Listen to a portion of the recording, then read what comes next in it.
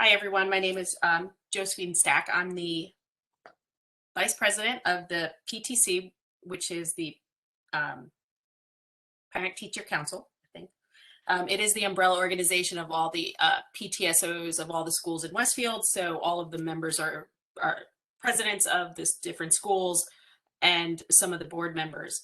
I also am the co-president of the high school PTSO.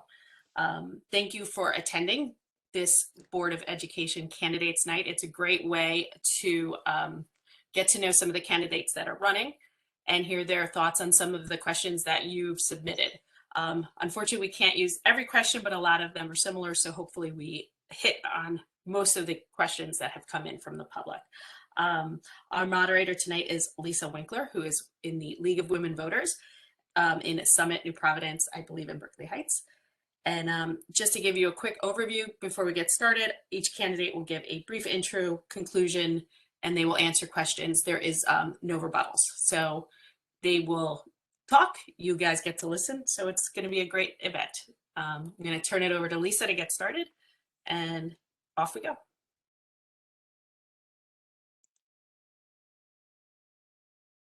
Lisa, you're on mute. Okay, here we go. Sorry about that. Good evening, everyone. Thank you for inviting me to to moderate the forum.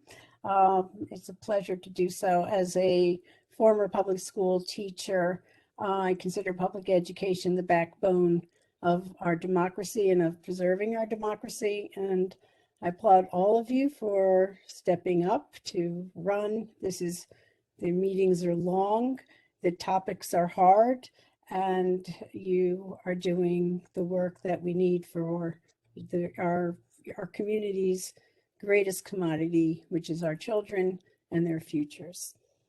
Each candidate, as Josephine said, each candidate will have 2 minutes for an opening statement, 90 seconds to answer each question, and 2 minutes for a closing.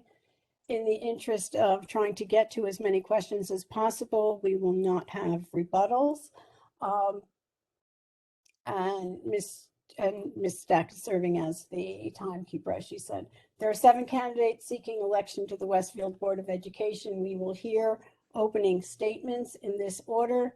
Ms. Emily Barker, Mr. Robert Bonaccio, Mr. Kent Diamond, Mr. Robert S. Garrison, Mr. Elia Kulczinski, Ms. Kristen T. Sonic-Smeltz, Ms. Mary Wickens. We'll start with Ms. Barker.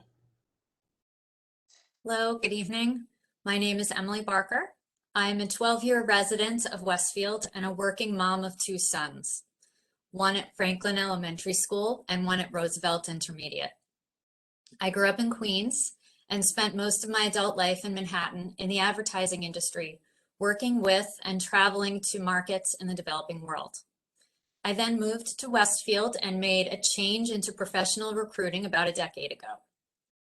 Like many other Westfield residents, my husband and I chose our beautiful town as home because of its thriving downtown, proximity to New York City, and its highly rated schools.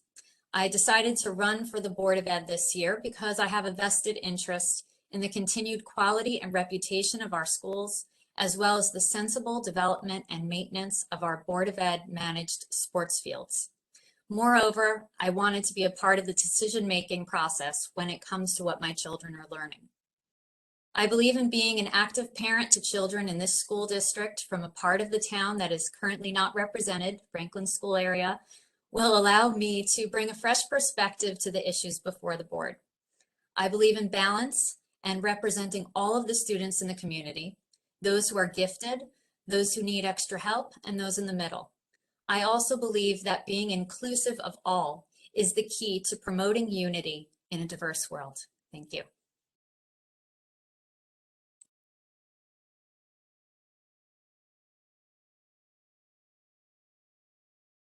So you're on mute again. Sorry, Mr. Bonaccio. You can just all go straight ahead. You don't have to wait for me to announce you unless you want me to. Okay, I know better than to contradict a former teacher, don't worry. I'm Rob Bonaccio. I've gotten to know many of you over the years, and many were kind enough to support my writing candidacy for Board of Ed last year.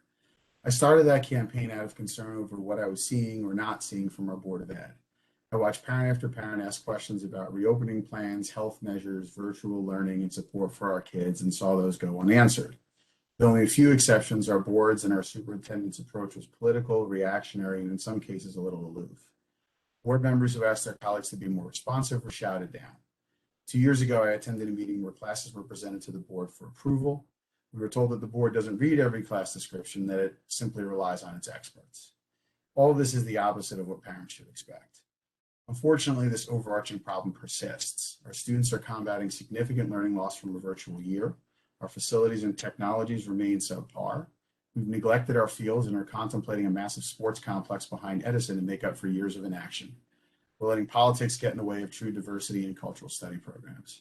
And with all we have on our education plate, our Board of Ed recently approved the following 3 goals for themselves for the year: obtaining a state certification, improving communication between board committees, and evaluating a strategic plan that ends in a few months.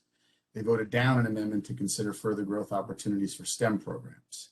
An educational goal for the Board of Ed, heaven forbid. I'm running because we need a Board of Ed that's prepared to act, lead, and focus on serving our kids, not agendas. I'll use my background as a lawyer, commercial real estate broker, manager, and coach to address these problems. I'll read the items I'm asked to vote on and get to know the teachers who prepare course offerings so I understand them and learn a bit in the process. And any of you who've had me coach your kids know I bring energy to the table and that we will engage, communicate, and get things accomplished with straight talk along the way. To return our board to what it ought to be, partnership between parents and teachers for the good of our kids, I need your support and your vote. Thank you.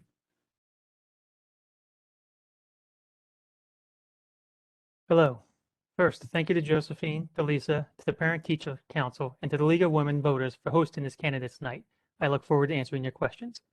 My name is Kent Diamond, an experienced member of our Board of Education and a Westfield resident for over 16 years. My wife and I have 2 children. Our daughter is in Edison while our son is in Tamaulipas. We've settled in this wonderful town years ago as we enjoy the community and we want to raise our children here so they can attend Westfield's strong school system. I am running in this election because experience matters. There are complex issues in front of the board, including mask wearing and COVID protocols, diversity in curriculum, the Edison Fields project, the school budget. With my 3 years of board experience, I can hit the ground running on these issues and others. I've built the necessary working relationship with board members, the administration, and others. There are 9 spots on the board with 3 up for election each year. This past January, 3 new members joined the board, and it's possible that after this year's election, another 3 new members could be elected, combined with a new superintendent. New voices and ideas are good, but in starting anything new, like a job or a spot on the board, there is a learning curve that takes months. There needs to be a blend of experienced and new members. I am running to use the experience I've gained serving the board to help with these key issues in front of us and to maintain this excellent school system of ours and improve where needed. Should I be elected, my vision for the next 3-year term would include a few points. Health and safety. This includes physical safety as well as some social and emotional well-being. The aim is to provide an environment where students feel safe and where there is space for them to reach their potential. Physical safety includes the maintenance of our decades-old school buildings. Promoting diversity. Diversity should be celebrated and encouraged as it strengthens us by giving us multiple perspectives and experiences. Technology. What ways can the use of technology be expanded to make the teachers' lives easier and to enhance the learning experience of the students? And with any initiatives, what financial resources are available? How can we secure additional revenue sources so more dollars are used for teachers and students? Another perspective is I can bring that of my wife, who is a middle school math teacher in another district. I witnessed through her daily efforts what it takes to be an effective and strong teacher. Thank you. Mr. Garrison.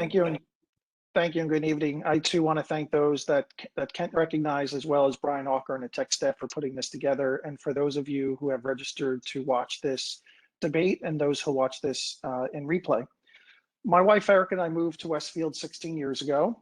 We have a beautiful 12-year-old daughter that attends 6th grade at Roosevelt Intermediate School. And I want to thank everyone for allowing me, the residents and voters, the opportunity to serve the community in Westfield Public Schools as a 2-term member of the Westfield Board of Education. Experience matters, as Kent said.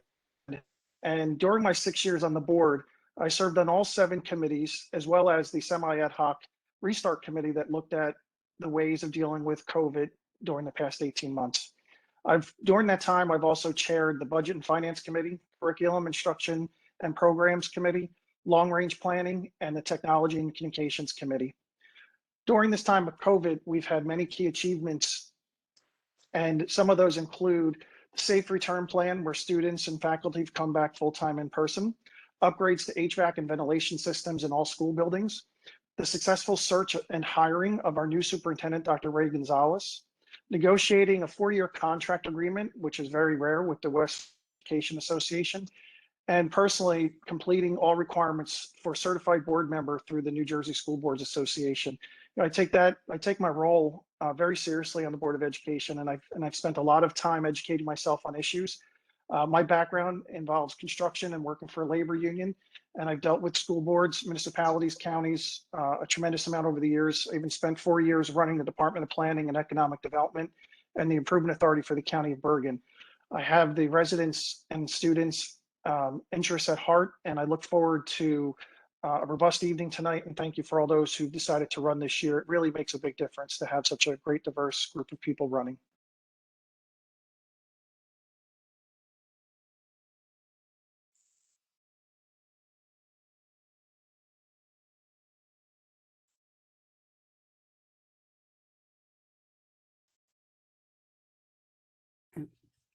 Mr. Kulczinski. I was thinking I was new. Good evening, everyone. My name is Elia Kulczinski. I go by Eric, and thank you all for joining us this evening. I really appreciate this time you've given me to let you know what I stand for and who I am. So I have lived in Westfield for 17 years. I was born in the Soviet Union, and I am a very happy refugee. I came here, and I love America, and I love living here, and I love living in Westfield.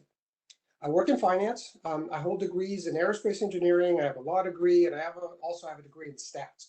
So I'm really focused on data and science. That's my thing. I'm also a little bit on the spectrum, so I'm going to go straight to my positions for you today. So my big thing you'll see on the ballot is no masks. Why? Well, no masks is really a data and science first take on the cost and benefit of masks. Research has shown that masks do not provide a lot of safety for students. They don't provide any added benefits. At the same time, they're detrimental to students' social and emotional learning. They may be dangerous to their lungs and lung development due to the particles that are going in. On a cost-benefit analysis, masks are not a good choice. But that's not all I'm about. So a couple of other things that I am really gotten passionate about going through the meetings is really ensuring that the district focuses on academics and not on some of these 30 seconds already, oh my goodness, fangled race theories that are going through, and make sure that they all conform to Title VI of the Civil Rights Act. I'm also a big math guy, so I've talked about math. I think Common Core is very bad for kids. I would love to bring back more traditional math education. I think Singapore math is an available curriculum, starts at elementary school, goes up through middle school. Common Core has failed. I would love to add a Singapore math option for people who want it, so we can get better at math. And that's it. And lastly, just say I also support special inclusion for special needs. I have a special needs child as well. Thank you very much.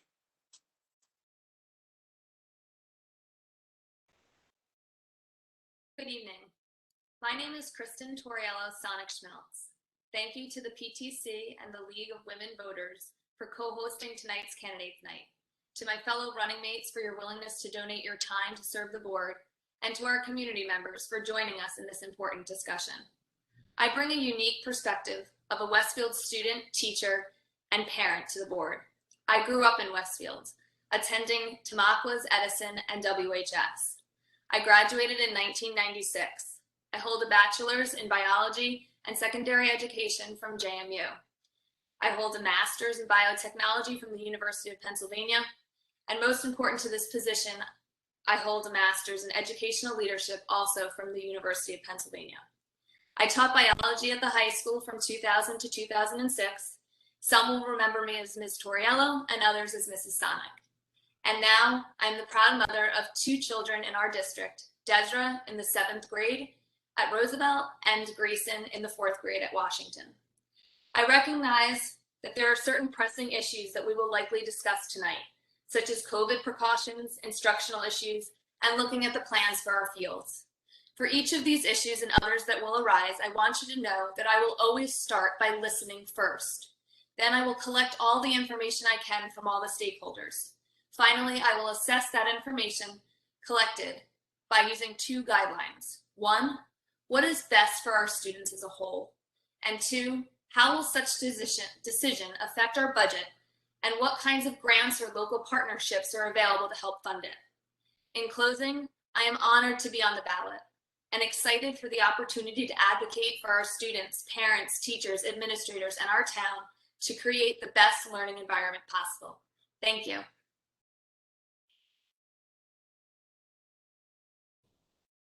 Hi, my name's Mary Wickens, and I wanted to thank also the PTC, Josephine, and Lisa for hosting the event, and for all the other candidates giving up their time to volunteer for these positions, and for everybody joining us tonight. I've been a lifelong resident of Westfield and graduated from the high school myself in 1990. My husband and I have 3 children, ages 28, 14, and 11. My son graduated from the high school in 2011, and currently I have a daughter at the high school and a daughter at Edison. Professionally, I was a special education and basic skills teacher in Westfield at Tamaqua School for 14 years. I resigned at the end of 2014 to become a learning consultant for the child study team in the Piscataway School District, where I currently case manage special needs students in middle school. In both districts, I've been able to work on curriculum.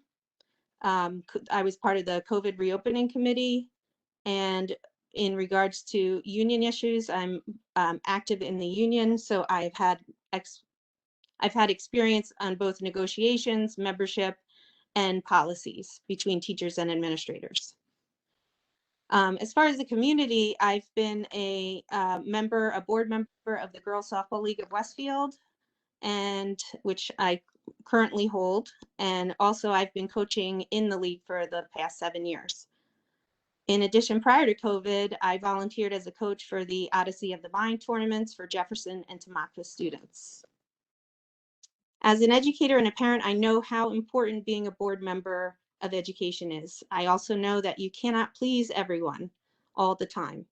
The role of the board member is to listen, establish policy, and then enforce those policies, but also to allow the superintendent and the administration the opportunity to actually run the district. I feel I understand the role of the board member and where one fits into the relationship between the board and the administration. I also feel that I have a strong background in terms of understanding of the needs of our students and how school board members can be supportive to each and every one of our students. One thing that I want to touch on right now, and I'd save the rest for later, is I'd like to see how the administration and curriculum developers will disseminate new curriculum initiatives. You're over the time. You're over time. Thank you. Oh, sorry. You hear me? It is Yep. time for the public questions from the public. The order for the first question will be Mr. Bonaccio, Mr. Diamond, Mr. Garrison, Mr. Kulczinski, Ms. Sonic Smells, Ms. Wiggins, Ms. Barker. The question is, what are the biggest challenges you face for the board this year, and what guiding principles will you use to address those challenges? The board has quite a few challenges to address over the course of this year. The first is getting our students back to normal after a year of virtual learning. I've spoken with teachers in the district and outside the district, and they're estimating as much as 20% learning loss for our students. We had a summer to try and get some of those programs together, and we seem to be taking a bit of a wait and see approach to that. We need to focus on that more sharply and certainly more quickly. The second major issue facing the board is our fields, which I can certainly go into detail a bit more later. And the third is providing services to our students, especially those who have special needs. I think we have the people in place to do it, but we're just not getting them the support that they need. I have a background in law and employment law and negotiation that will help move some of these issues forward. My commercial real estate experience will also help move forward how to handle issues of fields and facilities. And my experience really is spending a lot of time mediating. As a lawyer, you don't really try cases so much anymore. You do your best for your clients when you're settling them. And that generally involves bringing people who have very well-held opinions and trying to get them to some sort of a mediation point. I can use those skills to get us to where we need to be on all of these issues. Thanks. Hi. So the biggest challenges we face, in my mind, it's three, as I kind of outlined earlier. It's health and safety, which includes COVID, mask wearing, the protocols, and all that goes along with it. Part of health and safety is also the state of the schools, the physical state of the buildings, which are decades old. And lastly, on the health and safety, it's the social and emotional well-being of the students. Another issue facing us is the talk about diversity and the curriculum. That's a big one this year. And then the last one, I think, would be the Edison Field project and what to do with our school fields and how do we have more capacity for our sports teams and student athletes.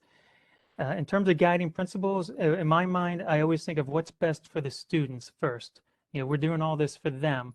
So what do we do that's best for them? And then, when things like this come up, what issues do they look like? I talk to the people, trying to find out as much as I can, because certainly I'm not an expert in a lot of these things. So I talk to people, get their perspectives, get their visions, get their input.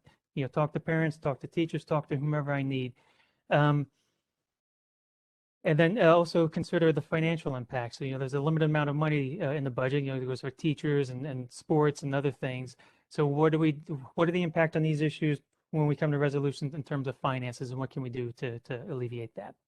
Thank you.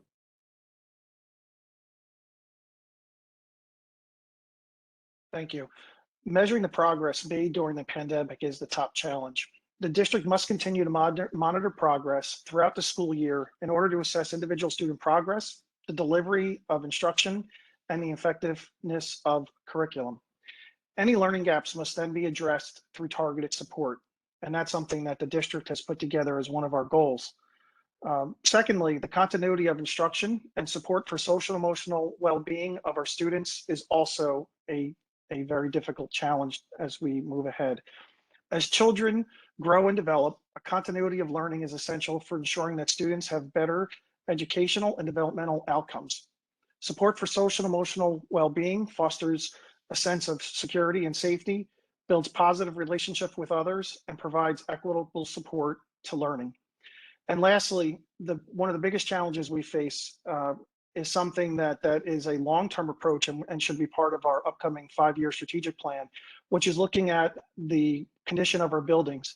Again, as someone who has worked in economic development and in construction and dealing with bonds and school construction for well over 20 years, I well understand the need that we have to ensure that our buildings are safe structurally and that we provide for the proper surroundings that foster a great education.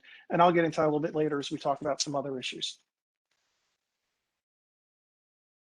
I think I'm up next. So I think the main challenge is really reopening the schools. Our kids have had this strange COVID time now since March of 2020. It's coming close to being 2 years. Remember, that's a large part for most of these kids' lives. They have to get back to normal. That's the first priority. And one of those things, as soon as practicable, we have to get rid of masks. We have to come back to a normal schedule so these children have a normal daily life. They can come back to normal. The social emotional strain on these children has been tremendous, considering how little they are hurt by this virus. So that's number one priority. My second, as I discussed, is mainly curriculum. And these are two things. The district will implement a required D&I course or curriculum this year. I will make sure that that curriculum does not violate Title VI of the Civil Rights Act. There's no hostile learning environments. That it truly focuses on inclusion, right? That's the big thing, including everybody. And second, as I said, I'm STEM and math, and I know math isn't STEM, but math is important. I want to look at the curricula. I want to look at more math, and like I said, Singapore math, and give that an option. I think we really need to reform our math education. It starts at the district level. And thank you very much.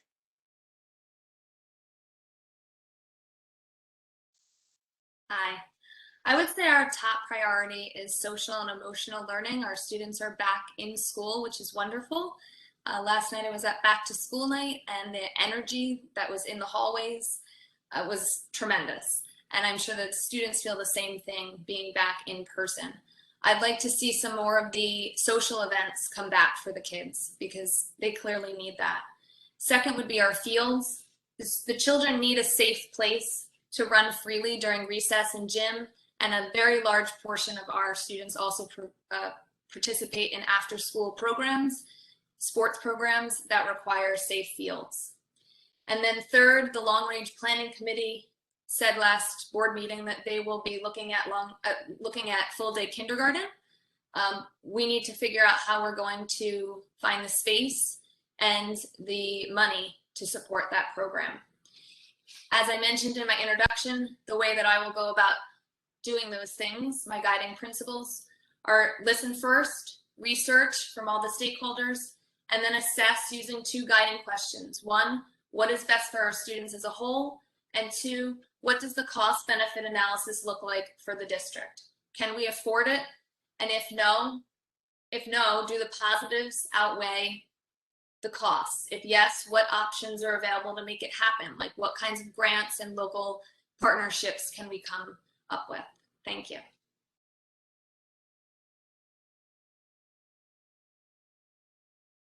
Ms. Wickens.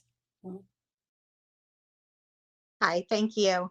Some of the things I'm interested in achieving this year that I think are important are, again, like my colleague says, advocating for an inclusive school community where the kids feel safe and welcome back. I see it in my middle school. The kids are having a difficult time adjusting back in socially, you know, in terms of how to get along with kids again, how to be with teachers again. So social emotional learning is top on my list. Second, the fields and the kindergarten are very important to me. One, as a coach and as a parent, we do need more fields. We need to figure out how we can best serve everyone in the community and get the best place for that to happen and finance it. Kindergarten, we're way behind other districts. It shouldn't be that way. And the last one is we need to really work as a board to improve the communication and the transparency with the community, especially since the current climate is very divisive. I think that being as open and transparent and putting out our ways of creating curriculum as transparent as possible would go a long way in building back trust between the community and the Board of Ed. Thank you. Ms. Barker. Hi, I see 4 different challenges this year. One is learning loss. How do we support the kids at both ends of the spectrum, both the gifted kids and the kids who need help, as well as the kids in the middle?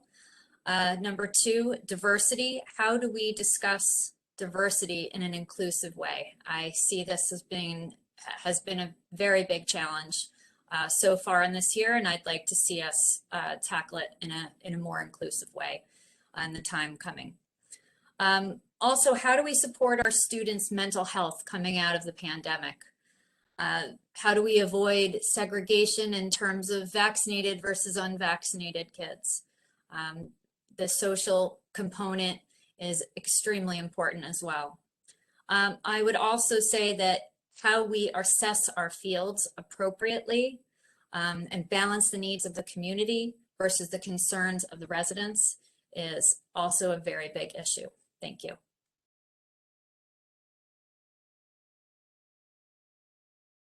Okay. The order for the second question will be Mr. Diamond, Mr. Garrison, Mr. Kulczinski, Ms. Sonic Smells, Ms. Wiggins, Ms. Barker, Mr. Bonaccio. The question is, what capital improvements do you see necessary to improve the schools or the district? And you may add how you expect to find the funds for these capital improvements, given that so much of the budget goes to salaries. Thank you. Thank you. What capital improvements are necessary and how to fund them? Well, as I've said a couple times tonight, the school buildings are decades old. They need some attention. It's great in the last couple of years that we found the money to work on the ventilation system and the air conditioning to make them safer for our students and for the staff that work in the schools. But there's more that needs to be done. We've also done some things lately with the buildings in terms of security, physical security, which I applaud. So, number one would be the physical conditions of the building is for capital improvements. So another one would be the fields. I know the Board of Ed has entered into an agreement with the town to look at the fields and where the town would come up with some of the money, which is a great win-win for everyone, for the students, for the town, and for the board. But that's another one. And that's another one that speaks to how do you get the funding. To come up with the money that's necessary for the capital improvements, you have to sometimes get creative with where the funds come from. In this case, it'd be working with the town and coming into an agreement with them. But there are other things that you're looking for grants. We put solar panels on our buildings as a way to reduce our cost. What other things like that can be done to create more money for capital improvements, which are needed? Thank you. So I currently chair the Finance and Budget Committee for the school board. So I know this issue very, very well. I deal with it on our monthly and sometimes even weekly calls and meetings on the issue. One of the first priorities, and this is something I ran on back in 2013 and played a major role in the formulation of the district's 2019 kindergarten expansion building plan. It's a $17+ million plan that would be funded through a school bond referendum. It's actually a two-parter because then you'd also have to have a second referendum that would deal with the additional operating costs. I think that it is imperative that as a school district, as the federal government and state government start talking more and more about funding pre-K programs, that we provide a full day program for our students. And through the plan, we would expand on 2 schools in the district, adding 18 classrooms along with the supporting rooms and necessary staff, which would satisfy the need to house and educate the expected enrollment of 440 kindergarten students in the near future. Additionally, as I mentioned earlier, it's very important that we start looking at the condition of our schools, not only for health and safety, but also just for the general purpose of what we use the buildings for. And, I talk often with board members and with their superintendent, and that price tag could be anywhere from $50 million to $150 million if we fully fund those needs. One way we do that is to continue what we've done, which is to put monies into our reserve capital maintenance funds. And that way we've allowed ourselves to do a lot of the improvements that I've mentioned and that Kit mentioned. And it is very important that we be fiscally sound and that we work within our budget constraints as well. Great. I think one of the issues that's been talked a lot about are the situation in the fields. So one of the things I would like to do is take a look at the fields, make sure we have access to the fields. My son is on the cross country team, and he has to go all over the county in order to get practice. But I think that fields should be dispersed through the town. Just have to clean up and ensure those fields are good for the kids. Second of all, I'd like to explore the idea of a full day kindergarten to see if we can afford that and make that work. And I think the last part of the question was, how do we finance this? I'm in finance, so I just pulled up all the bonds that the school has. Last time we issued bonds was 2016. Interest rates today are much, much lower. So I would take a look at seeing if we can refinance our debt at a lower rate and lower that expense. And so we can make some extra cash for these capital improvements. Thank you.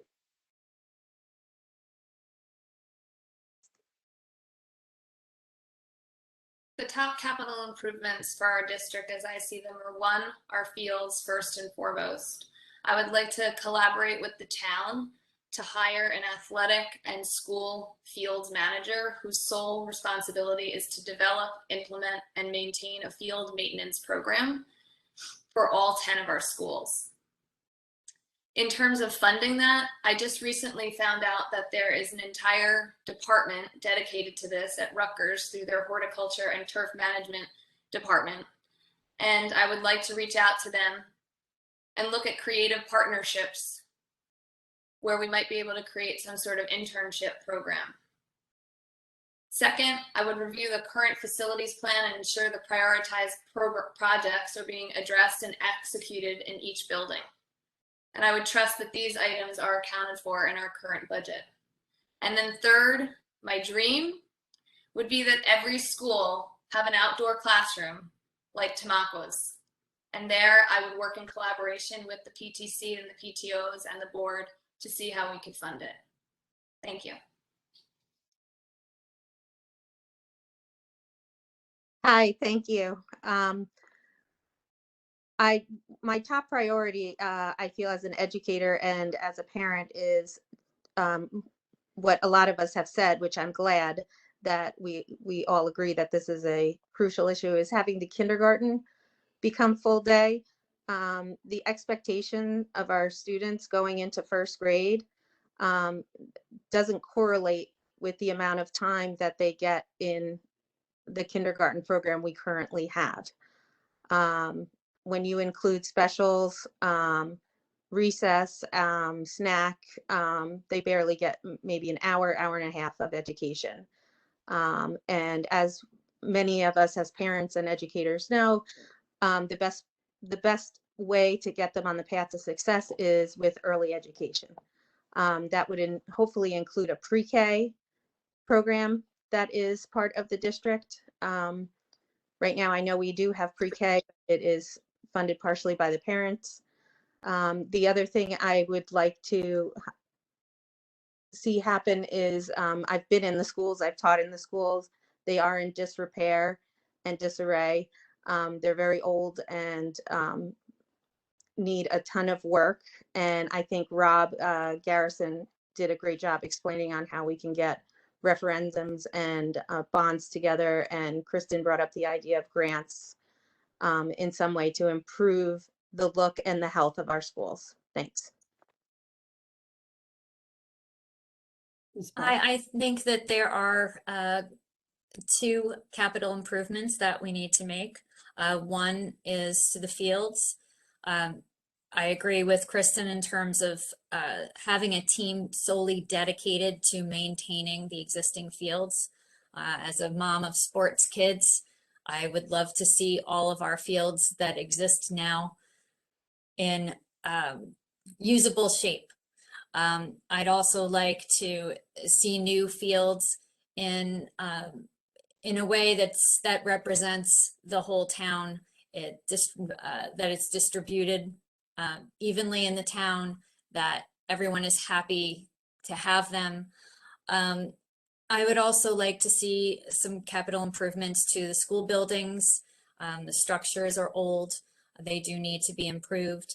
I would look for grants, bonds, perhaps hold fundraising events, and be very fiscally responsible. My dream, as Kristen had said hers, I'm going to say mine, is to add an additional room to each elementary school so that the kids have both a cafeteria and a gym. That's my idea. Thank you.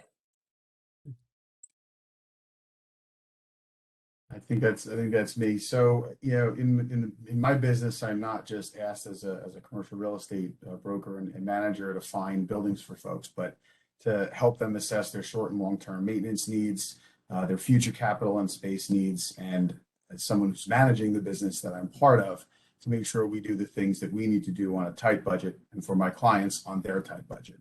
My clients are industrial and trucking clients who don't exactly work off large profit margins.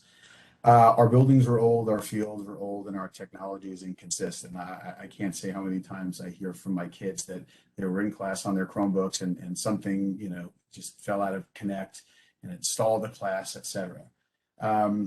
This is all largely due to a lack of maintenance in many cases. And I think that's got to be the first thing we do to address our capital needs, is establish real maintenance programs.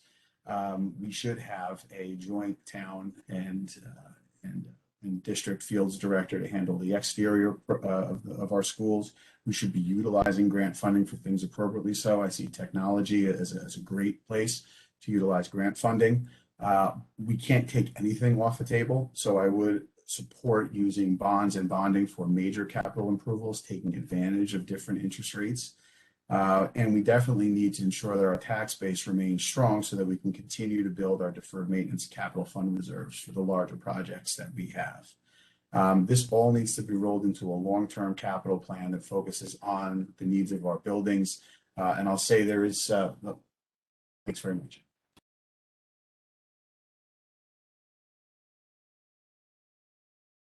Okay, you can finish your sentence usually, as long as you don't go over too much.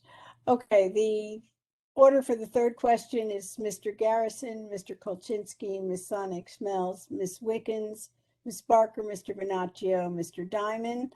The question is two-part. What is your position on masking in schools?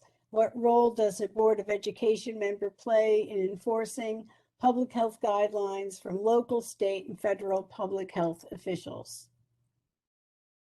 Mr. Garrison, 90 seconds. Thank you. The most important job of a school board member is to ensure the health and safety of our students, teachers, staff, and visitors.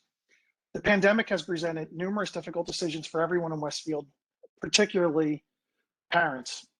I'm the only board member to have served on the district's Restart Committee since its inception in April of 2020.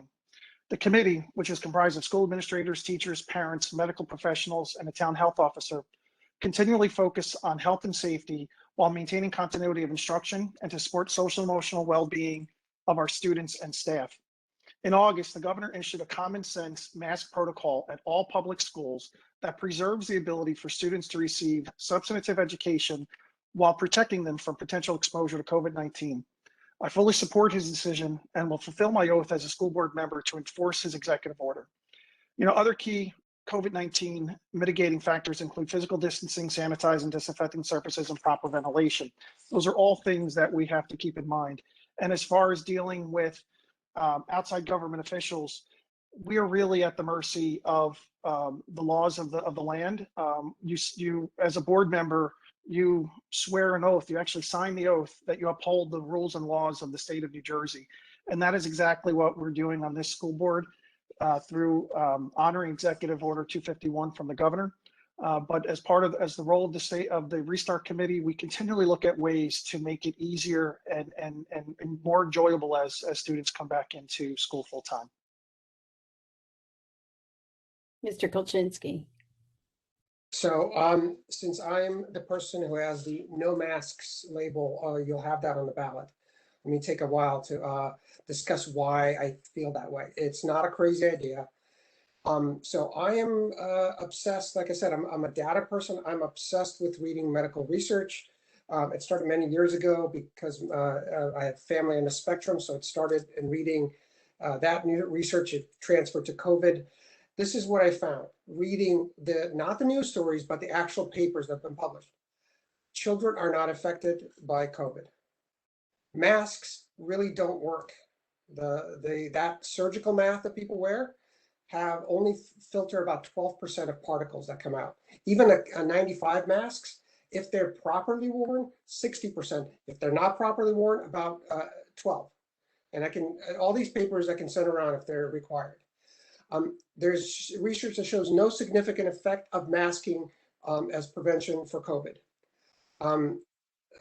We know that children don't spread COVID, and it's dangerous for children, both as someone who's asthma and all those particles going in your lungs, developing lungs.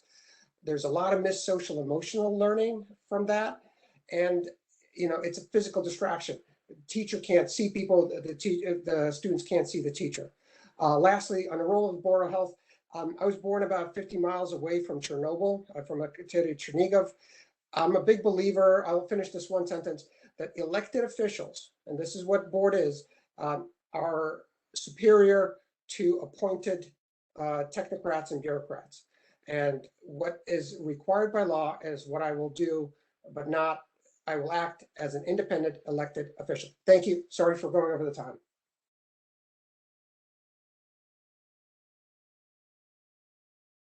As Rob said, masks are mandated by the governor.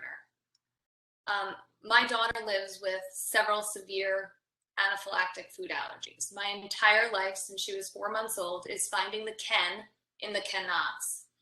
As I see masks, they are a simple and temporary modification to allow our children to be in school full-time safely.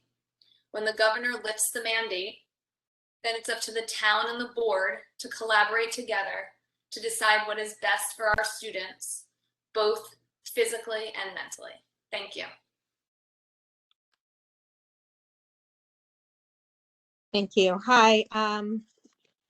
I know this is not new for me, but I'm definitely an advocate for a safe and inclusive school community. And that includes following the science in regards to masking and COVID-19 protocols. I can tell you from experience day to day in a middle school that the children do not have any issues with the masks, and I deal with autistic students and I deal with cognitively impaired students. They are not being hindered socially and emotionally by wearing the mask. They're actually, it's actually improving their education because they are in school. Being out of school because of this is what was hurting everyone. As a board member, you need to follow the mandates from the state, which we will do. And it's my dream that soon we will have a vaccine for all the students and that the mask will not be necessary anymore.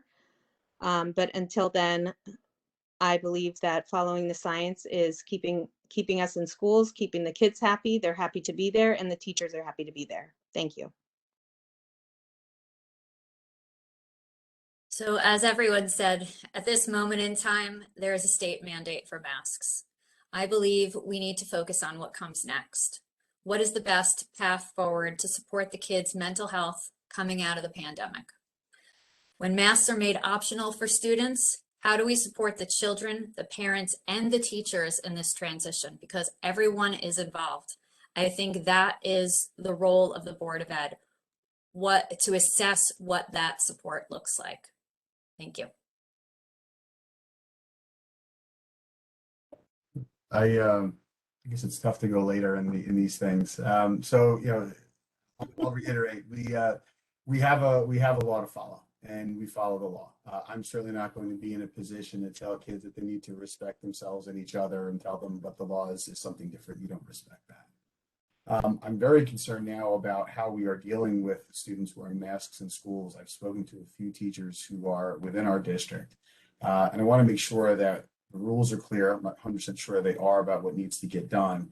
And I want to make sure that we're not spending as much time fiddling with masks and teaching people how to use them and telling them to hold them up as we are actually teaching. I've had a couple of teachers express to me that that's a bit of a concern for them. So I'd want to deal with that right now while we have the mandate in place. I'm even more concerned and think we should be planning right now for what happens when the mask mandate is lifted. When we do have an option to make students who want the masks be able to wear them and who don't want them just as comfortable not wearing them. You have to follow science. I completely agree with that. But we also have to make sure, and this is true really of any decision that you need to make as a board member, that you're taking the issue, but also placing it in the context of the larger scope of living life, of the overall scope of education. And that's largely what the role of a school board member is, to speak with folks, to look at science, to look at statistics, to see how it's playing out, both within a field and writ large.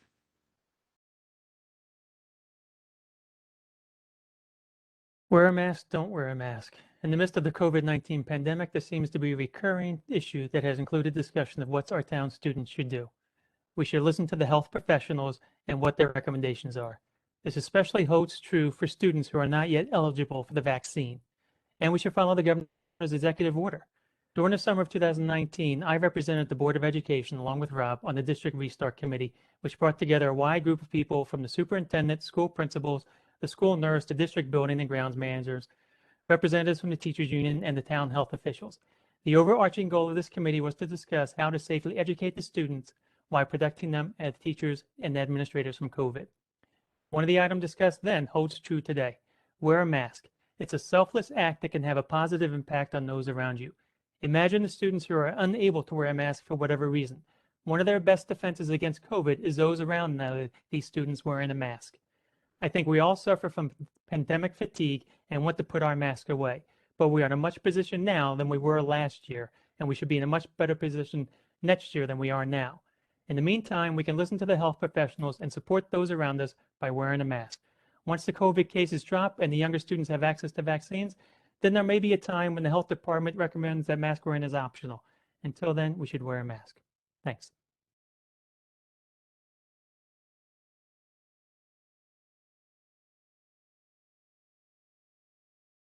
I'm sorry, you're muted. Gosh. Okay, sorry. Okay, the order for the fourth question, Mr. Kulczinski, Ms. Sonic Smells, Ms. Wiggins, Ms. Barker, Mr. Bonaccio, Mr. Diamond, Mr. Garrison. The question is, what are your thoughts on how racial issues are discussed in schools, specifically on the state mandated diversity, equity, and inclusion curriculum? Okay, that's great. So let me start with just breaking out. We kind of say D and I together. So let me break out each one of those. So let's start with diversity. I think diversity is great. I've usually been, because I'm a refugee, because I'm a religious minority, I've usually been a diverse person involved. And I love it. But we also have to think about not just diversity by skin color, but also diversity of thought, diversity of beliefs, and we really have to look at all other aspects of diversity. It can't be just based on race. So in terms of inclusion, I think it's also fantastic. But let me just say something. If you are separating people by race, or you're separating people into an oppressor or oppressed, you're doing inclusion wrong. That's not inclusion. Unless equity, I will say I will support equality the most. Again, as I said, I was born in the Soviet Union. One of the statements of Karl Marx was to each according to their, from each according to their ability, to each according to their needs.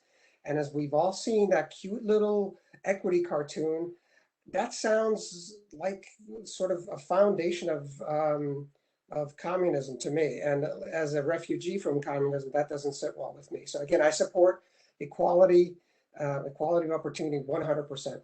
That's what makes this country great. In terms of race issues, I think we have to be careful.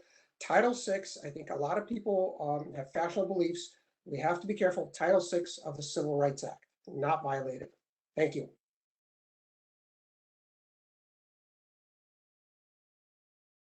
Hi. I am in favor of DEI, diversity, equity, and inclusion education. Recognizing diversity and embracing it are essential to creating a safe learning environment for all. My experience is that most people want to help others. They just need to know how to help. No one wants someone to feel that they are lesser value or have access to less because of their race, their religion, sex, or sexuality. The only way that we can understand how to help each other is to have conversations and open communication with each other in a respectful and educated manner. Open communication and dialogue leads to positive change. Our students need to feel comfortable and safe sharing their feelings on particular issues, and more importantly, they need to find themselves in a situation where they can express themselves if they're upset in a classroom. Obviously, our lessons need to be age appropriate and class appropriate. Imagine the possibilities for our students if we step away from the politics associated with DEI, and CRT, and start brainstorming how we can creatively and effectively expose our children to the multitude of perspectives and opportunities. Hire diverse staff. Look at our existing study abroad programs and see if we can make them more academically focused. Create book clubs, bring in speakers, increase field trips. It doesn't matter what side you are on. I think we can all agree that we want to instill curious, courageous, civilly engaged, confident learners, just as the student who stood up and spoke in honor of Dr. Faraj and his class last board meeting. Thank you.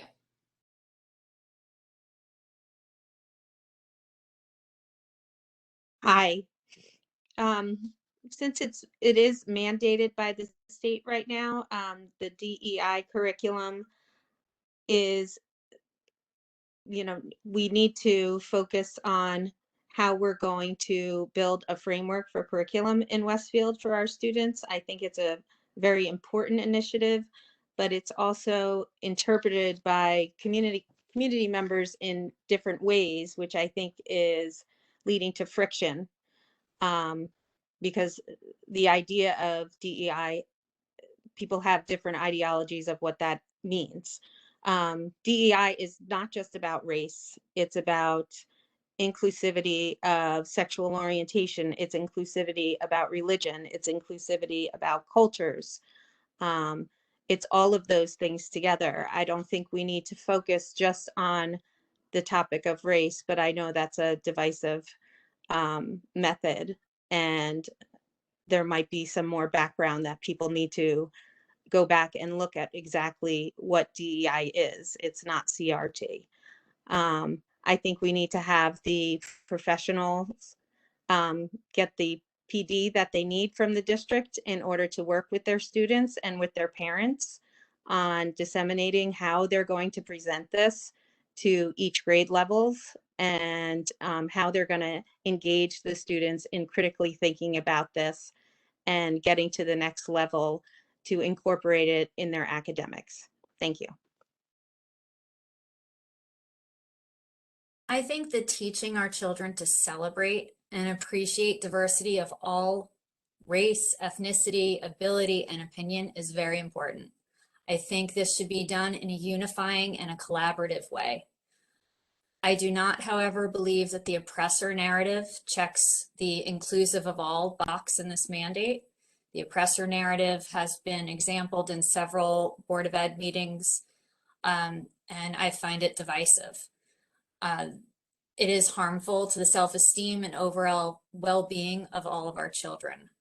So I believe that children should be taught to embrace and respect those who are different, and understand through the context of historical events that judging people on the content of their character is what is important, and that all forms of bias and discrimination are wrong. In short, the execution of the DEI mandate needs to be inclusive of all students. Thank you. So DEI is a mandate, but it's left to the school districts in large part to figure out what that mandate means. So let me just be as blunt as I can about what I think it is. True diversity, inclusion, and cultural study programs are those that teach students to celebrate and respect what makes them unique, not different, whether it be their culture, race, gender identity, orientation, religion, or just simple differences of opinion. They teach students to reject words and actions that divide us. They provide students not just facts, figures, and history, but culturally immersive experiences taught and shared by teachers and members of the community. Our social studies curriculum should be expanded to include deeper studies of culture, especially in younger grades.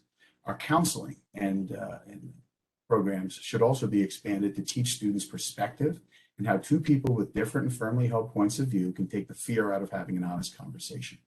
Diversity, equity, and inclusion is not about theories that preach division, exclusion, and intolerance masquerading as diversity and unity. It's not about literature that defines people as inherently racist and others not.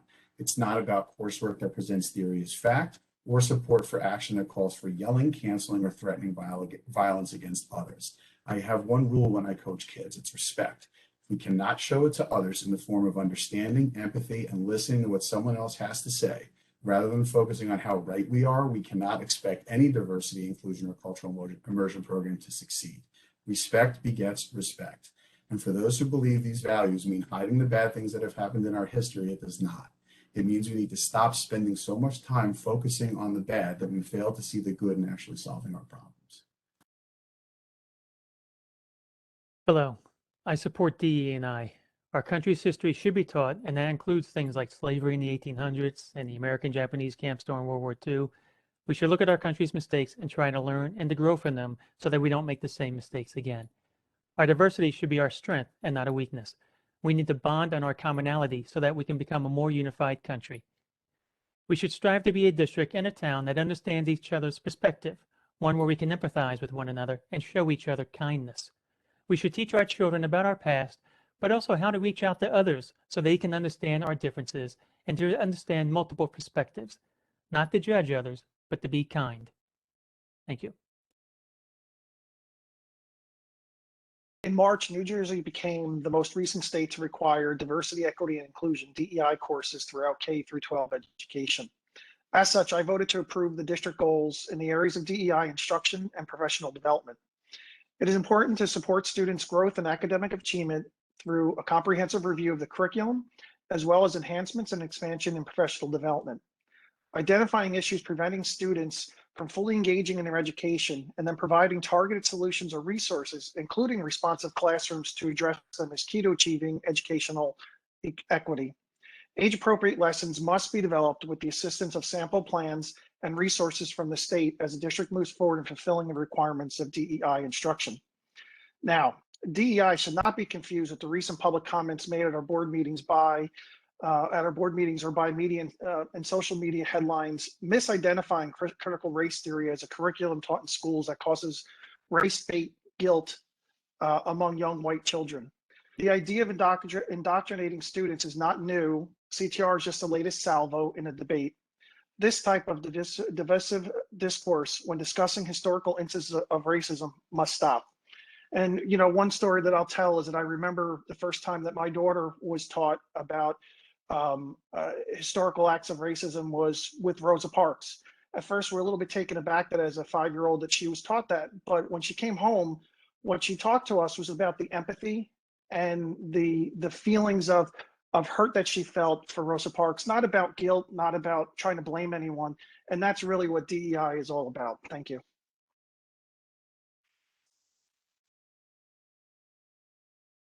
The order for the 5th question is Ms. Sonic Smells, Ms. Wiggins, Ms. Barker, Mr. Bonaccio, Mr. Diamond, Mr. Garrison, Mr. Kulczinski. The question is, what is your stance on full-day kindergarten, and how would you take steps to fulfill that position?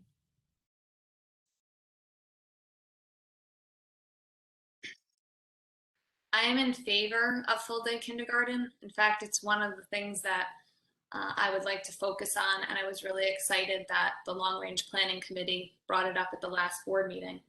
Children are sponges, and we need to take advantage of those 0 to 6 years of age. Our math program demands a higher reading level than our math program demands a higher reading level than we can prepare our students for in a half-day program. So when they get into 1st grade, they're required to enter at about a level D. But our math homework requires a much higher reading level, so they can't be independent learners. Cost is a huge hurdle for our district, but one that really needs to be looked at from all angles, because not providing full-day kindergarten creates quite an inequity in our town. Those that can afford it enroll in full-day kindergarten. Some choose Lincoln for other reasons, but some choose because they can't afford it, and there's no other option than a half day. And that's not okay. That is not servicing all of our students to the best of our ability. Thank you.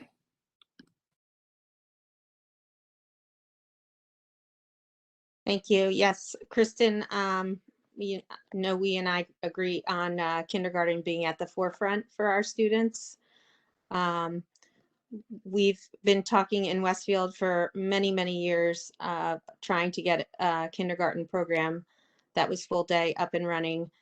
And we still don't have an answer to that question. I think most of it has to do, in my mind, with space and with money. How are we going to finance it? Our buildings right now are already overcrowded. There's not even music and art rooms. So I think we need to look outside the box, and I know Rob Garrison is very adept at this in trying to get bonds and referendums together to get a place for these students to have the option for the full day kindergarten, and hopefully pre-K is included in that. The data indicates that, students that start early, they're more successful educationally, they're more successful emotionally, and they're more successful socially. We're not preparing them adequately for what they're exposed to when they get to first grade. As when I was in Tamaulipas, I've seen the kids take almost half a year to get acclimated to a full day and to the education and to the demands of the reading program there. Thank you. I fully support full day kindergarten. My kids both went through full day kindergarten, and I feel that it really benefited them in their transition to first grade.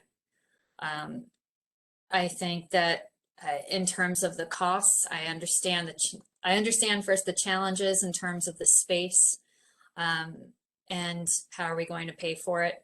So I would really want to look at every angle.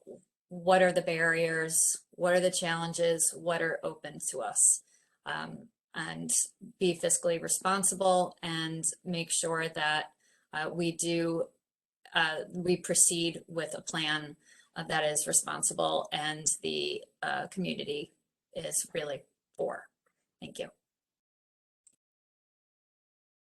So one of the Westfield School District stands out in a lot of ways, and one of the more negative ways we stand out is by virtue of the fact that we don't have full day kindergarten. And this issue is our election year brigadoon, right? We talk about it every election year. It comes up. Everyone says that they're in support of it. We've been talking about this since many of our longest serving board members have been on the board of that. We never commit to it. And if this is what we want to do, then we have to find the way to do it. And again, I'm seeing an issue that's very important to folks. It's coming up within the confines of the business that I'm in. Our challenges for full day kindergarten are cost and space. We are not going to have buildings magically appear. And the sentence that I should have finished earlier when talking about capital improvements was that we need to be very careful about what space we give away. We're talking about a potential lease to the town for Edison Fields, right? That's a big field, but it may also present an opportunity with creative design for expansion of buildings to include things like a full day kindergarten. You know, there aren't buildings sitting around that we can put folks in. We need to talk about major construction work financed in an appropriate way and done at the right time to ensure that our students not only can have the full day kindergarten that folks are looking for, but to transition to it properly without breaking the bank.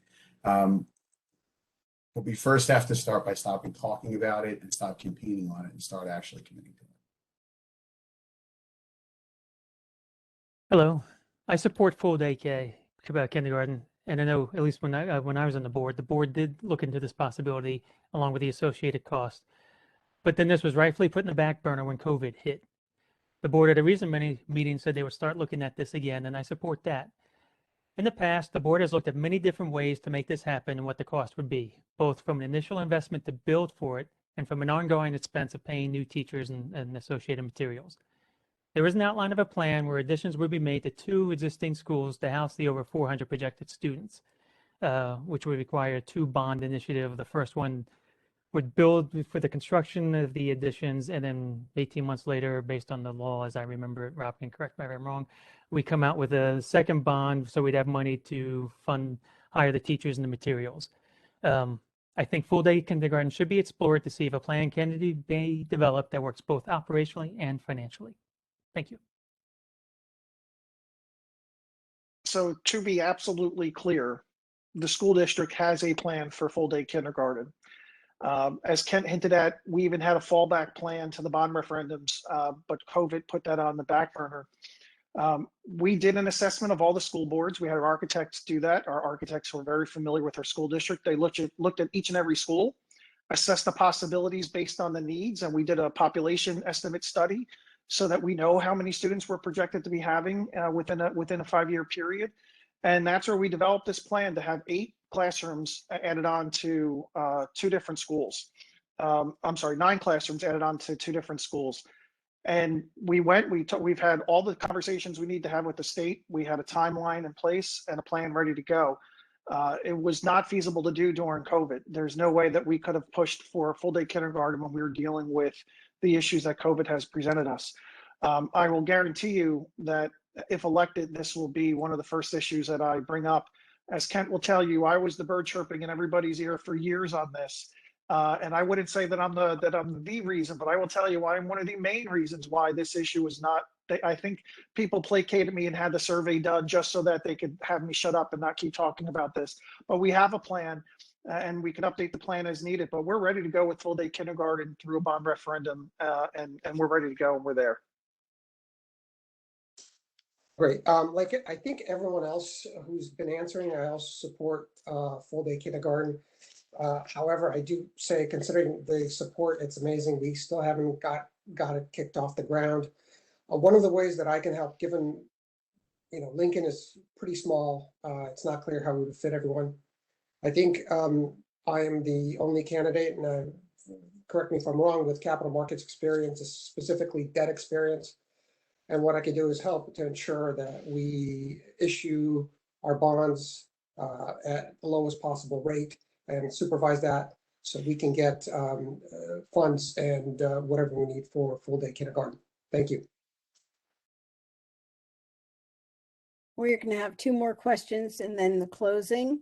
The order for the sixth question will be Ms. Wiggins, Ms. Barker, Mr. Bonaccio, Mr. Diamond, Mr. Garrison, Mr. Kulczinski, Ms. Sonic Smells.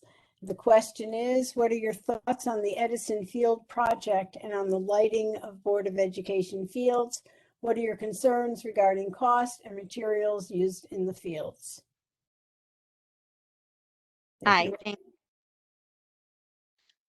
First, I'm on the south side. That shouldn't really affect my decision, but the placement of the Edison Field, I think, is an accident waiting to happen. Just in terms of the traffic, the parking, the kids walking back and forth from Kaler. I think it's a dangerous situation. I think there's other fields in town that we could look at first, including Elm Street, including the high school softball fields. That could be done. I fully support the addition of more fields in the district. We definitely need it for our sports teams. We definitely need it for our town fields. As a coach, we're regularly moved around on softball.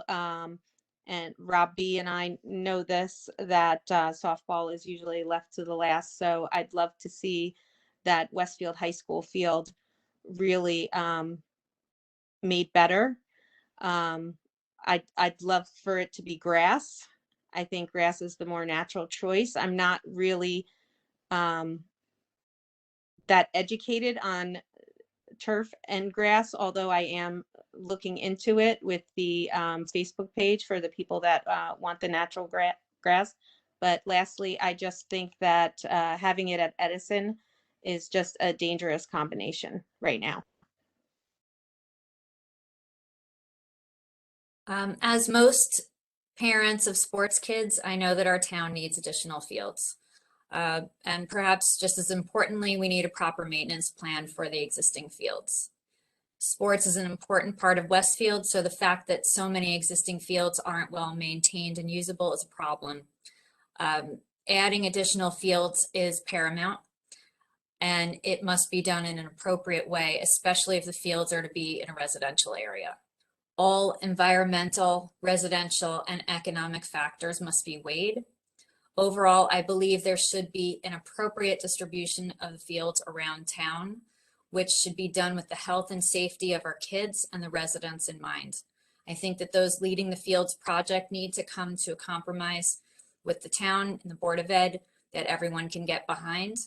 That includes doing the proper research on traffic, parking, and most importantly, the overall health of the community to ensure that the infrastructure is in place for any additional fields to be created. I believe in terms of lights, the placement of lights is not appropriate in a residential area. It was voted down twice for Keller Field, so I wouldn't see that it would be appropriate at Edison since it is also a residential area. Thank you.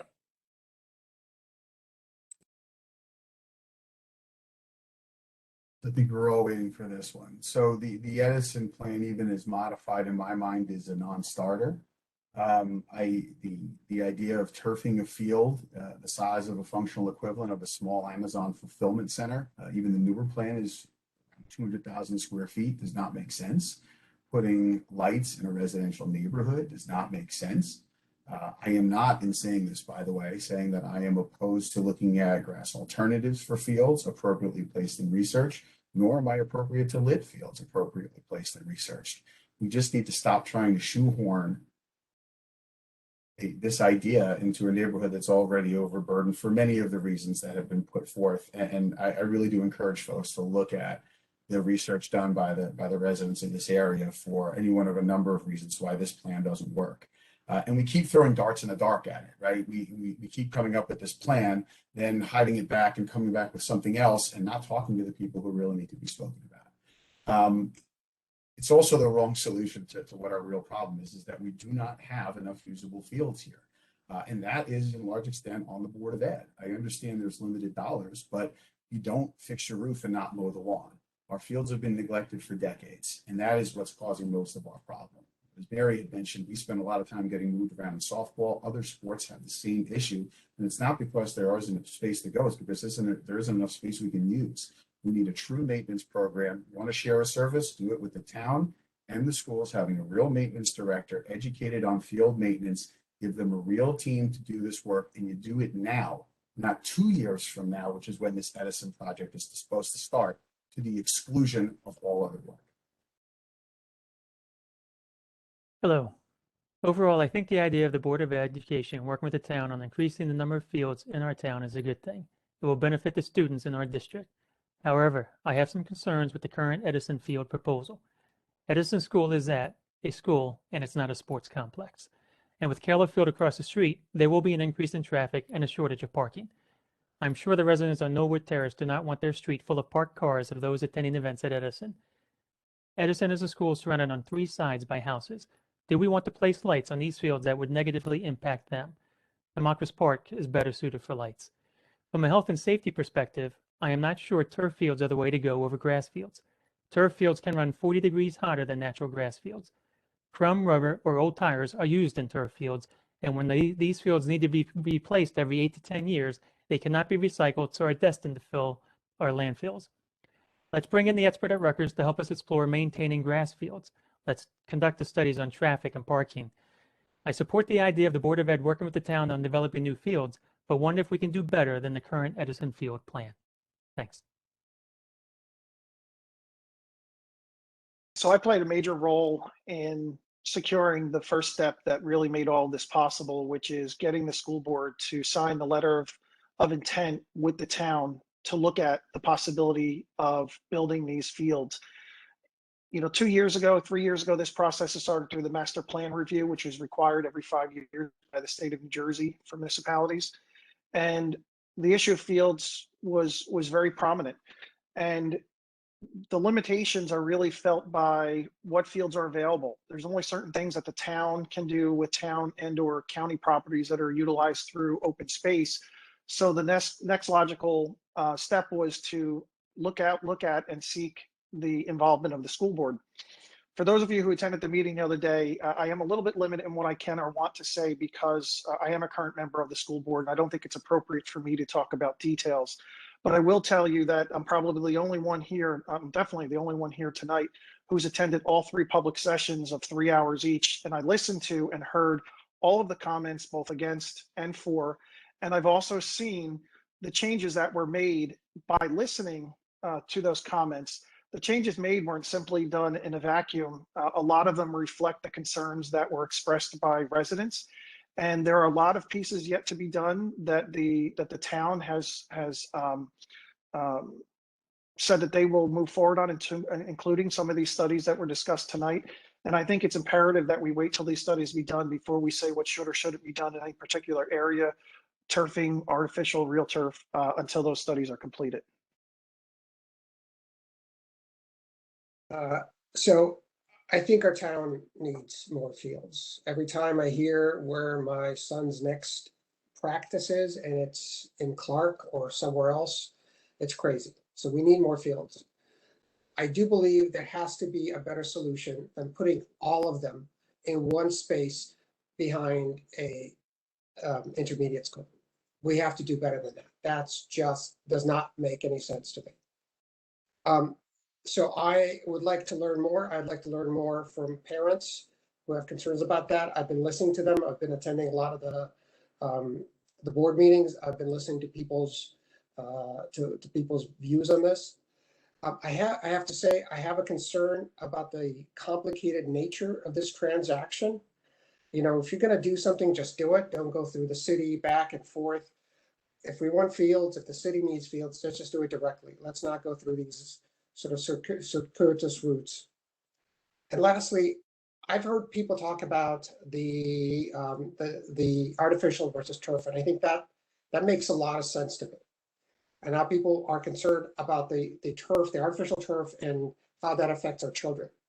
But think about this. Your kids are now breathing through a mask and taking all those chemicals. If you're concerned about an artificial turf that they would only walk over, think about what they're breathing in each and every single day through a mask. Those are particles that are going in their lungs. So I sympathize with that very much. Thank you very much.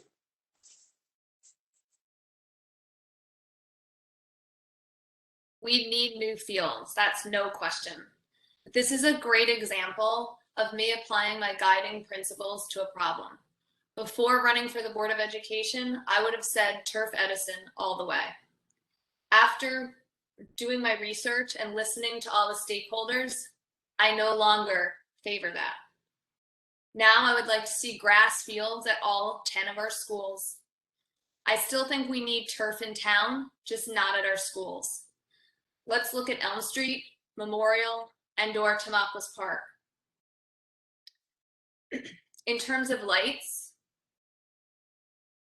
I would like to tour fields that have the new LED lighting to see how effective they are at shining at a very specific area as they claim to.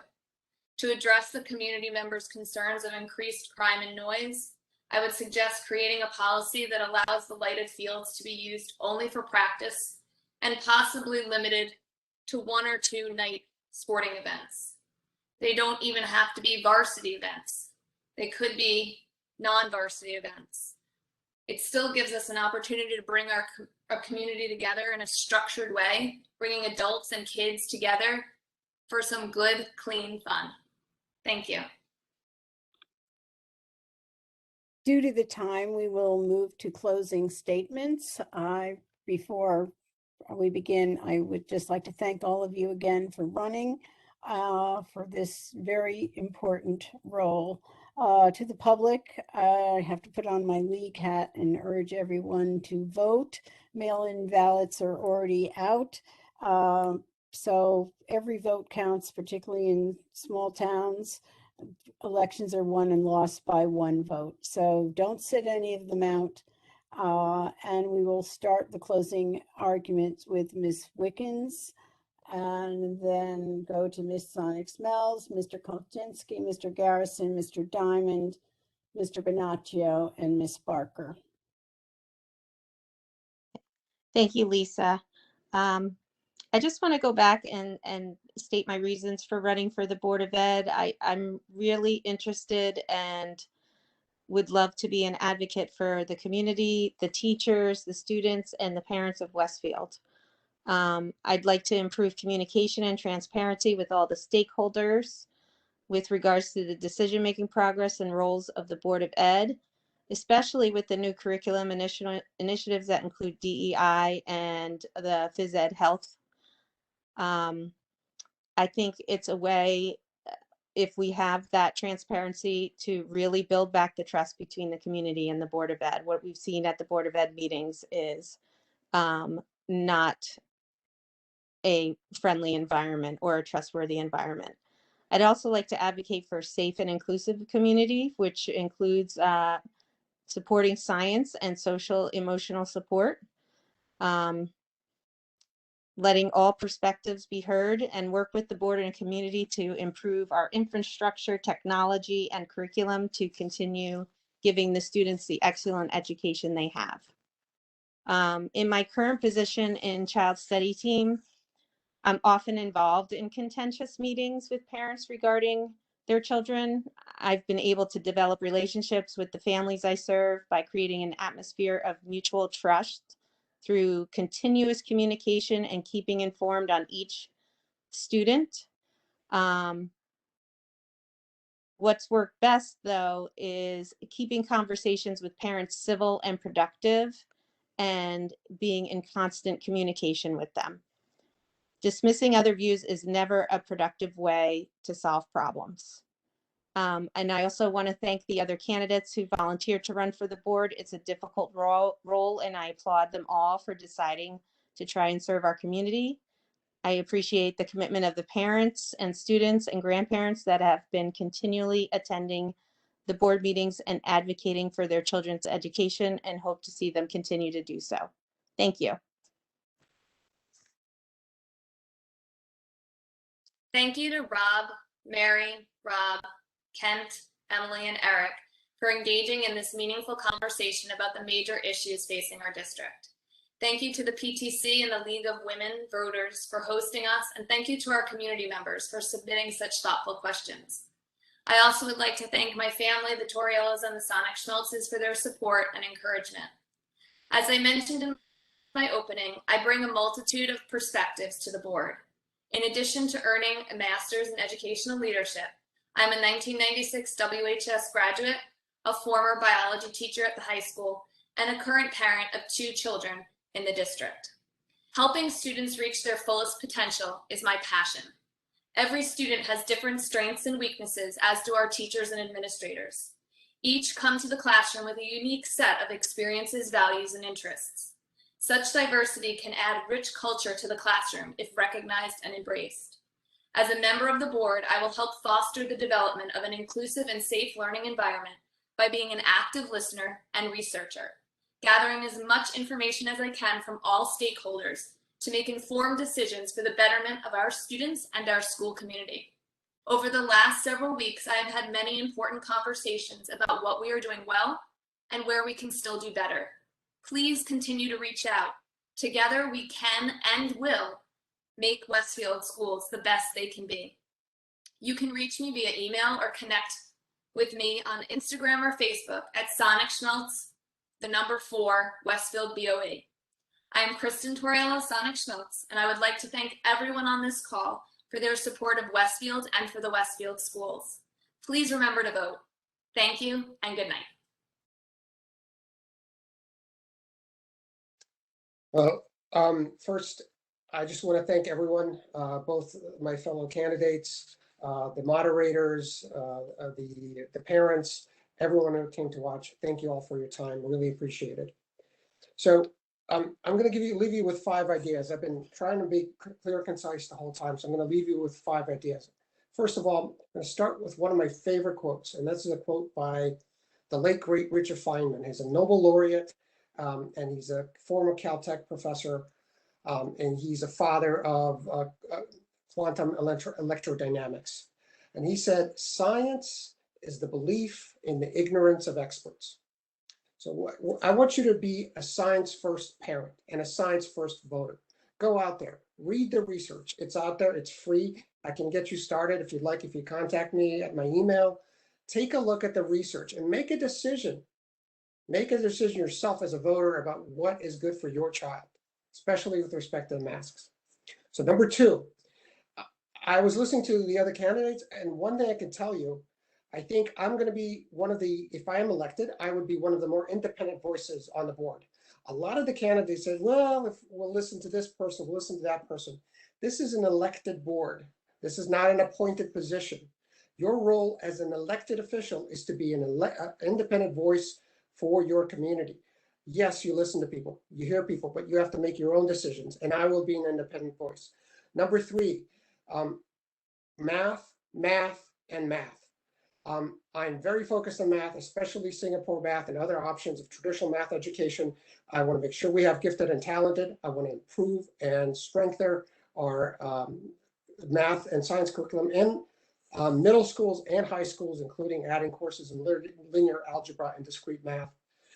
Number 4, it does sound like I'll be a person with capital markets experience. So if we do need to refund our bonds, I'd be the person to do it. And lastly, number 5, just vote for the person who will be an independent voice for the Westfield community. Thank you very much, and I appreciate your vote. Thank you.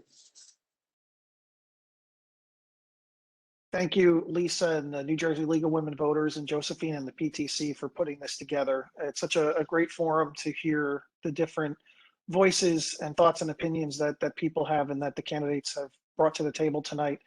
You know, the increasingly wild world of school board meetings should have made my decision to run for a 3rd term to the school board easy, in that just don't run.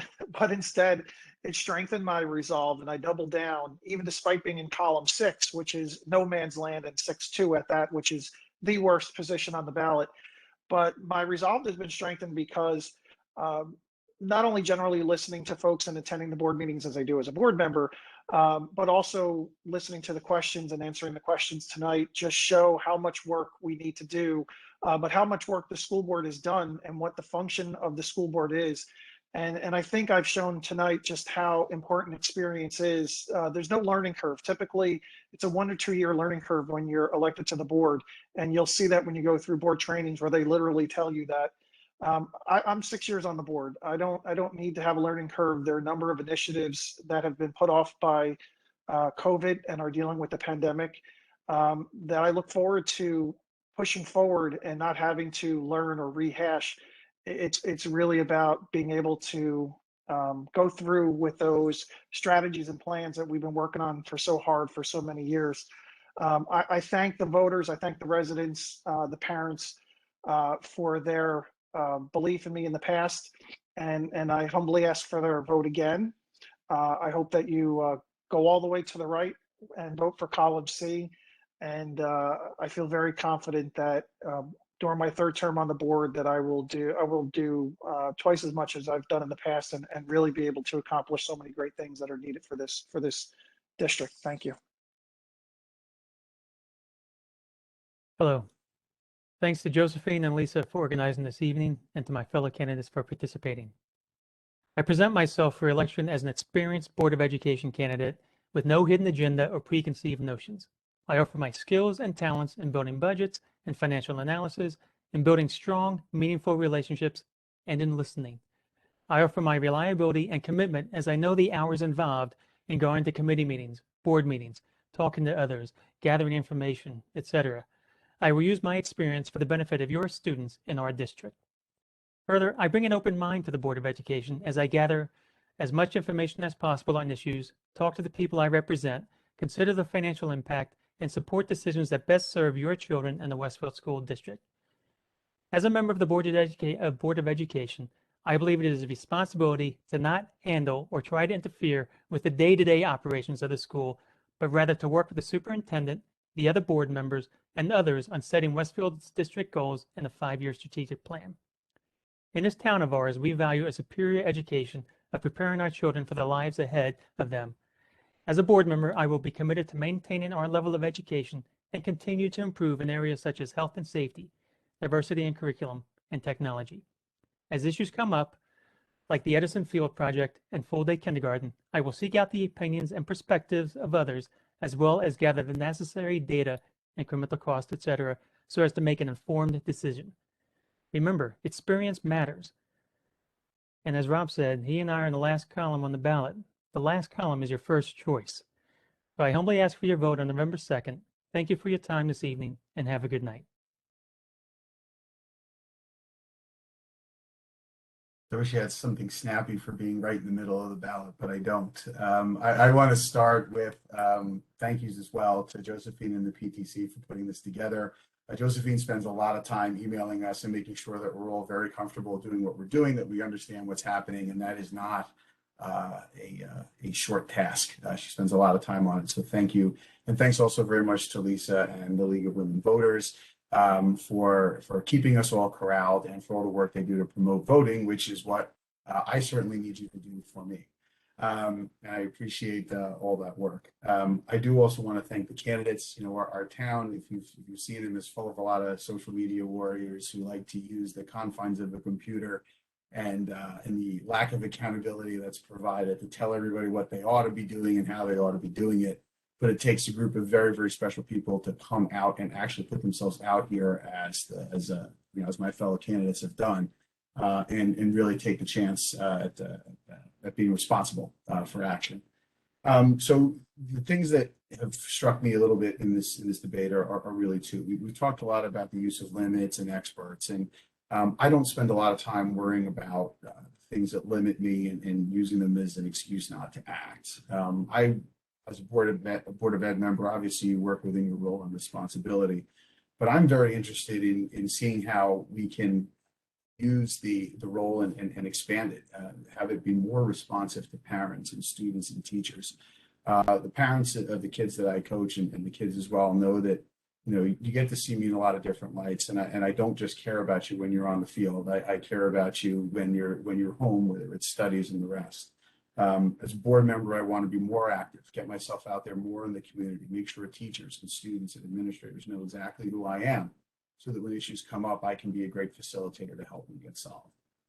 We also talked a lot about experience, and I agree experience matters, but it's the experience of our parents that matters the most. You know, it was said before, there is a lack of trust between the parents and the board as currently constituted.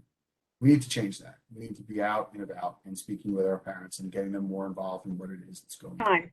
Your time's up. Okay.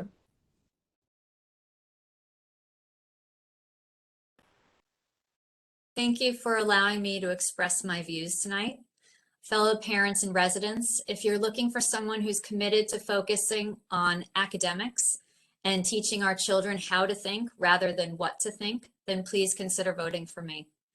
If you're looking for someone who's committed to teaching children to appreciate and embrace diverse cultures without promoting radical and divisive initiatives such as CRT, then please vote column 5, Emily Barker. I will advocate for transparency and better communication between the Board of Ed and the parents of the Westfield School District as it moves forward with assessing and updating curricula. I will advocate for the best interests of the schools, I will advocate for the best interests of the children in our schools. This includes actively seeking ways to mitigate the lost learning of the COVID months and ensuring the lasting return of our children to a normal school experience. There are many people in this district with varying points of view about the topics we've discussed this evening. All of those parents should have a voice, which means that representing our community should be done with an ear to balance and compromise. The needs of the children in our school district across the academic spectrum should be the primary concern for the Board of Ed. As a member of the board, I would never lose sight of that mission. So I'm asking you tonight to please vote column 5, Emily Barker. Thank you.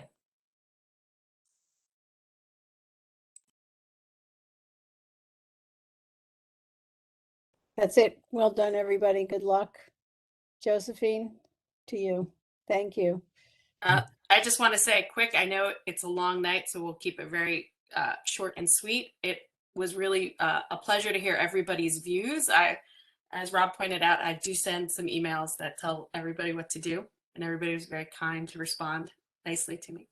And I just want to thank all of our candidates, the PTC board who also helped do all of this stuff, and our moderator, Lisa Winkler, for stepping in and moderating. It's a long night. It's a lot of talking, but I hope that everyone got a good grasp of our candidates. And, you know, like Lisa said, don't forget to vote. Go vote. That's it. Thanks, everybody. Thank you.